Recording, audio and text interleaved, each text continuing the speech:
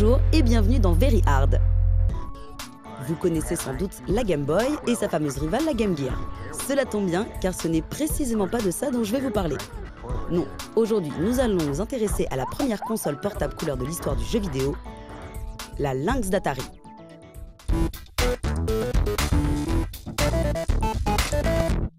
En 1986, Atari était dirigé d'une main de fer par Jack Tramiel, ancien patron de Commodore.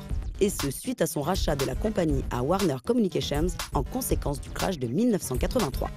En reprenant Atari mais en laissant la partie arcade à Warner, sous le nom d'Atari Games, Tramiel se montra clairement hostile à l'idée de continuer dans le jeu vidéo malgré l'historique de la firme.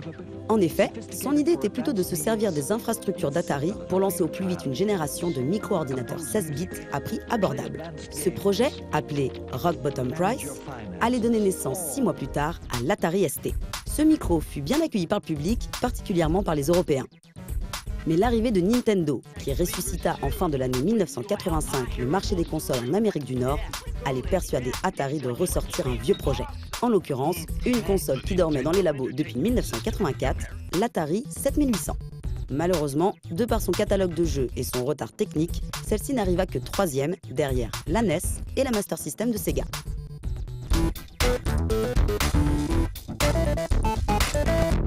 Le fer de lance du nouvel Atari restait la micro-informatique, le projet de console ayant été stoppé depuis le rachat.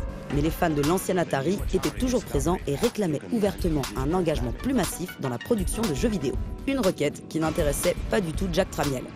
Cela étant, il était tout de même difficile d'occulter le glorieux passé de la compagnie qui lança le marché de l'arcade et de la console de jeu. Mais le hasard faisant bien les choses, un gros studio américain du nom d'Epix entra alors en scène. Célèbre pour des hits novateurs comme Temple of Apshai, Jumpman, Impossible Mission, Winter Games et California Games, ce studio avait développé sa propre console et recherchait alors un partenaire. Une occasion en or pour Atari de revenir dans la course. Epix présenta son prototype, nommé Andy, lors du CES de janvier 1989. En proie à des difficultés financières, cette société ne disposait pas alors de suffisamment de moyens industriels, logistiques et marketing pour la sortir sur le marché. Car Andy, comme son nom provisoire l'indique, se présentait comme une console portable. Et ce fut suite au refus de Nintendo qu'Atari s'empara du projet, officialisé quelques mois plus tard sous le nom également provisoire de Portable Color Entertainment System. Après 2 ans de développement, la première console portable en couleur allait enfin devenir une réalité. Et cela au moment même où Nintendo sortait une nouvelle machine, la Game Boy.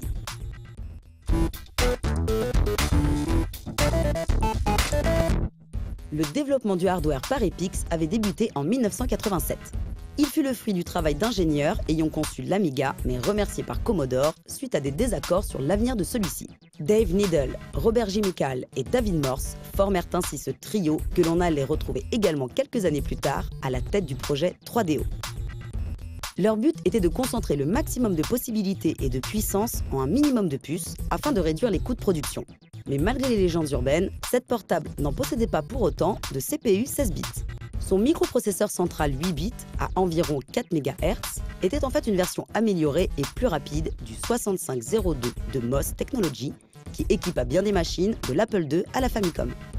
Il s'agissait du 65 SC02 de chez Western Design Center. Mais la confusion venait du fait qu'il était inclus dans une puce 16 bits appelée Mickey. Une puce qui s'occupait de générer du son sur 4 voix 8 bits avec une prédisposition pour la numérisation, mais aussi de la gestion des 4096 couleurs de palette générale avec 16 couleurs affichables par ligne. Et ce, par le biais d'un canal DMA dédié à l'écran LCD. Mickey faisait également office de chipset en s'occupant de la communication et de la synchronisation de tous les composants. À l'instar de la PC Engine, la partie vidéo faisait toute la différence. Et quelle différence! Son coprocesseur vidéo 16 bits, appelé SUSY, était alors en avance sur son temps. Faisant office de blitter et tournant à 16 MHz, il s'occupait de l'affichage proprement dit, gérant en hardware un nombre illimité de sprites, la décompression, le clipping, le scrolling, mais aussi la rotation, le zoom et la déformation. Des effets que l'on retrouva par la suite dans une certaine console de salon signée Nintendo. Et comme le CPU 8 bits s'avérait un peu faible en termes de calcul, SUSY contenait également un coprocesseur mathématique, ce qui permettait d'effectuer plus facilement des calculs plus précis et plus propices à la 3D. Nulle autre console, qu'elle soit portable ou de salon, ne possédait alors une partie vidéo aussi puissante en 1989. L'écran couleur LCD de 3,5 pouces se permettait même le luxe d'être rétroéclairé. Seule sa résolution de 160 par 102 pixels s'avérait un peu faible.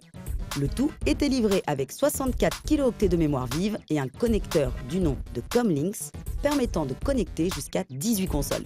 Les jeux tenaient sur des cartouches pouvant contenir jusqu'à 512 kilo-octets mais pouvant atteindre les 2 mégaoctets grâce à un système de bank switching.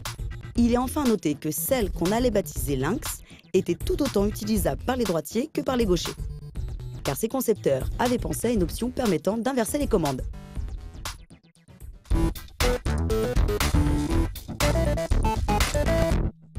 Les débuts de la Lynx furent plutôt bons, car même avec un marketing limité, plus de 500 000 exemplaires trouvèrent preneur la première année de sa commercialisation.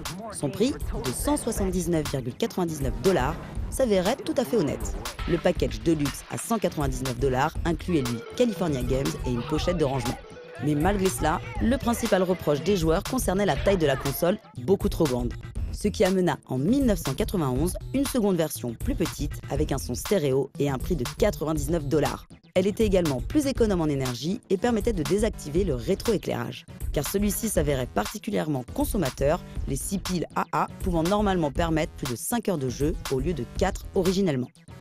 Quant aux jeux, ils furent pour beaucoup d'entre eux développés en interne par Epyx et Atari. Ce fut notamment le cas de Blue Lightning, un des premiers jeux s'inspirant de l'Afterburner de Sega, qui s'avérait particulièrement impressionnant et faisait étalage des capacités de la Lynx. On y trouvait également beaucoup de titres arcade comme Rigard, Ninja Gaiden, Double Dragon, Toki, Xybot, Gauntlet, Klax, Paperboy ou encore Battlezone. Des titres auxquels s'ajoutaient des jeux micro comme Super Squeak, Lemmings et Shadow of the Beast, plus maniable que sur l'Amiga. Des jeux originaux tels que Slime World, Checkered Flag, Batman Returns et même des titres en 3D comme Stun Runner et Hard Driving. Il y eut au total plus de 70 jeux produits par des développeurs tiers et le duo Epyx-Atari. Ceux-ci furent vendus jusqu'à l'abandon de la Lynx par Atari pour se concentrer sur la Jaguar. Ce qui n'empêcha pas la sortie d'un grand nombre de jeux non licenciés à la fin des années 90 et même pendant les années 2000. Mais malheureusement, la concurrence de la Game Gear en 1991 et le succès grandissant de la Game Boy avaient déjà stoppé l'ascension de la Lynx. Car finalement, peu de développeurs tiers s'engagèrent dans l'aventure, limitant son nombre de jeux. Ce qui, associé à un marketing moins agressif d'Atari, lui fut particulièrement préjudiciable.